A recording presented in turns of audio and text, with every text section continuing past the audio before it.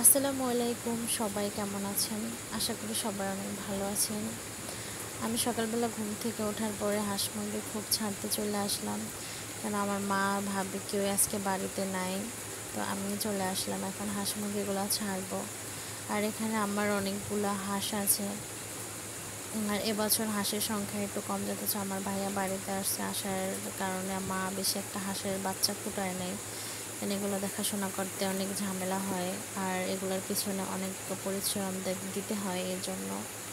তো হাঁসগুলো কোলায় চলে গেছিলো, মানে পানিতে চলে গেছিলো। তারপর আমি চুই চুই করে এগুলো ডাকতেছি খাবারের জন্যই, তো চলে আসলো। এখন হাঁসগুলোর এখানে খাবার দিব, কারণ হাঁসে ধান আর ভাত খাওয়ালে এরা অনেক ডিম পারে। আর অবশ্য আমার আম্মার হাঁসে সবসময় অনেক বেশি ডিম পারে। আজকে অনেকগুলো ডিম পারছে। তো এই তো তারা খাবার খেয়ে চলে গেছে, আর সারাদিনও আসবে না বাসায়। কিছু হাঁস আবার চলে আসছে খাওয়ার জন্য, ওইগুলোর আগে ছাড়া হয়েছে। তো এখানে আমি দেখতেছি আমার হাঁসের অনেকগুলো ডিম পারছে, তো 8-10টা তো হবেই এখানে।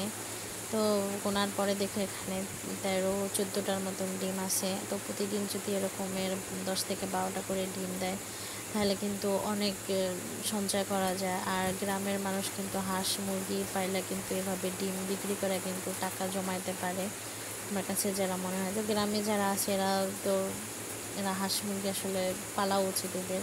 তো আমার আম্মা সবসময় হাঁস মুরগি পালায়। আমাদের এবছর একটু হাঁস মুরগি কম হচ্ছে, আমার ভাইয়া বাড়িতে আসার কারণে মা একদমই এই ঝামেলা করতে চায়নি, এই জন্য বাচ্চা অনেক কম। তারপর এখনও যা আছে মাসাল্লাহ অনেক আছে। তো এখানে আমি মুরগিগুলো ছাইড়া নিলাম, আর একটা মুরগি আর একটা মুরগির সাথে ঠোড়াঠুড়ি করতে এসে, মানে ওরা ওরা ঝগড়া করতে এসে। এখানে চাল দিয়ে দিলাম মুরগির এখন খাবারের জন্য। আর এই তো মুরগিগুলো এখন খাবার খাবে। তো আমাদের এই গ্রামের হাঁস মুরগি কেমন লাগছে অবশ্যই